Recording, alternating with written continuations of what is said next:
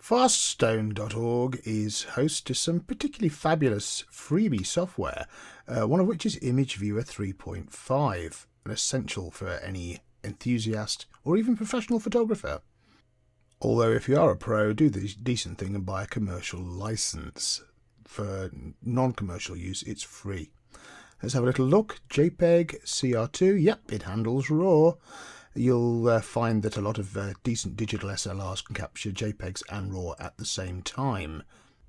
RAW data being straight from the chip with no processing in between.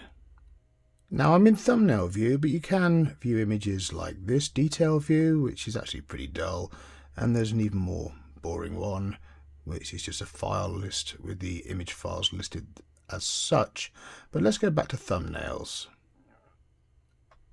You'll also see that it handles video files as well, but being stills photographers, we'll stick with images, and you can order them by file name, size, date, dimension, type, all very useful. Zooming back out, you can scroll up and down with the mouse scrolly wheel, or use the sidebar at the right hand side, as is pretty typical with an image viewer, to go through the shots. Time for a bit more investigation of the menus. Open, save as you'd expect, reload, email, print out, download photos from an attached camera or card reader, and you can even use this piece of software as a screen capture product, should you need to show people what you've been doing on your computer screen. A double click on a thumbnail brings up full screen mode. That'll be Aki there, and Spike. What are we going to do now, guys? Funny pair of dogs. With the scroll wheel of the mouse, you can jump between adjacent photographs in full screen. Pressing escape brings you back into thumbnail view, and the developers have added in some image editing capability, although really this is an image viewer, so you might want to use your own preferred image editor as opposed to the various items they've got on this list. Add remove programs dialog comes up on this menu.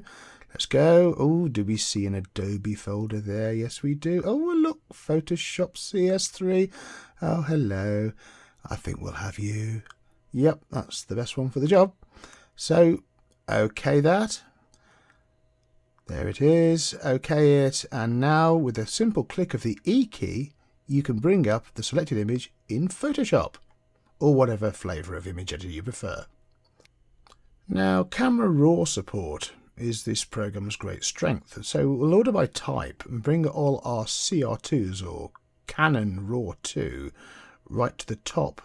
You can stroll down and see the JPEGs are somewhere near the bottom of the list. And there is a very interesting facility here. If we scroll back up with the mouse wheel, click on a few adjacent photos, shift click to select multiple items. We'll have 4 of Aki, and then go to this icon, which enables you to compare the 4 shots against each other in full screen mode and zoom in and out with the mouse. Very handy. If we take a little look at the top right hand corner of the screen, you'll notice that EXIF information can be brought up from the original file. Limited, but useful. You can also get a limited histogram, and you'll notice, of course, from the spike at the right-hand side of the histogram that his fur is burnt out a little. I just zoom in there with the scroll wheel on the mouse. And I don't know if you can see this at this resolution, but there's a smooth option, which basically smooths out a severely zoomed-in picture. We'll close that for now. Non-contiguous selections can be made by holding down the Control key on the keyboard, clicking with the left button of the mouse. We'll pick a few, because what we're going to do is have a little look at the file conversion capability.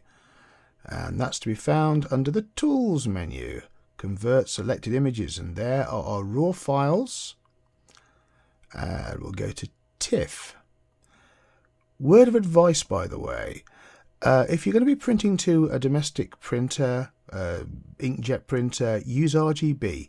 CMYK is for colour separation, such as you find in print magazines or brochures. RGB, the printer will work it out for itself, so just leave as is.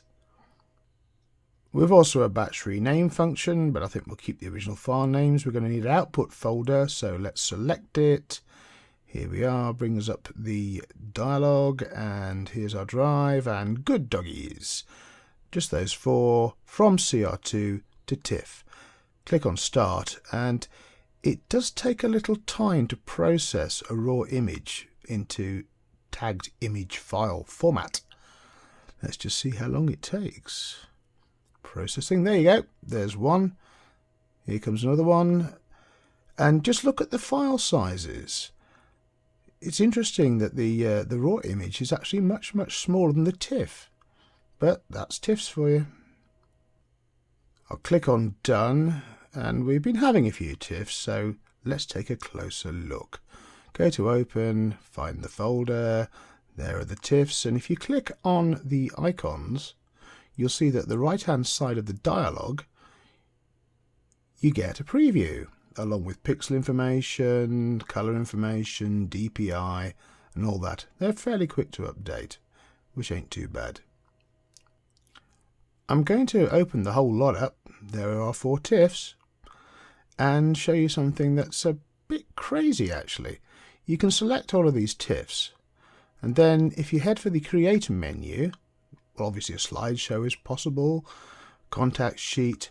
What interests me is wallpaper builder, wallpaper anywhere, and this is pretty strange. It collects the images very quickly, and then there they are, all 4 of them. You can grab them with the mouse, left click, shunt them around the page. You notice on the left hand side you've got all these strange border effects. So let's select a doggy pic. And, oh, it's a maple leaf, and dragging one of the corner handles out, well, there's a frame. But we love Spiky, so let's give him a heart. And I think Aki deserves a bizarre rhomboid shape. Again, you can drag this out.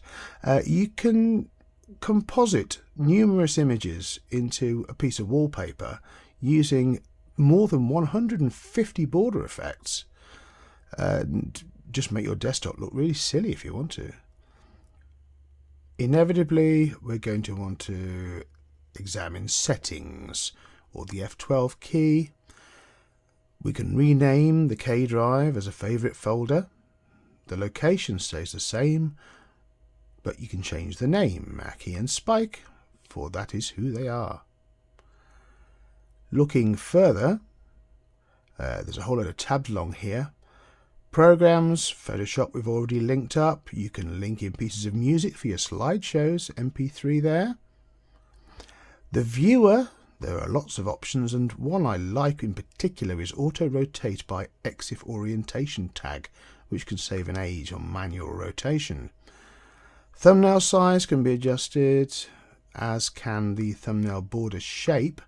I'll leave it at 120 by 90 because that's about comfortable, and the magnification ratio can also be adjusted. JPEG output set from poor to best. Raw handling, now this is the interesting stuff. I'll tell you a bit more about that in a second. We don't have a dual monitor in this system, but there is also ICC profile management for JPEG and TIFFs, which is a real pro feature. Now look at the file associations, all the usual ones, but let's see, CRW, Canon, CR2, Canon, Nikon, NEF, Olympus, Fuji RAW, Adobe Digital Negative, Minolta RAW, Pentax RAW, 2 lots of Sony RAW. This is a real pro piece of software. So I'm going to associate all of my Canon D20 shots with CR2 in Image Viewer. And before we go, just jump back to the full screen view. Note that an awful lot of the functions can be accessed with a right click on the mouse, which saves a lot of time again when you're dealing with individual images.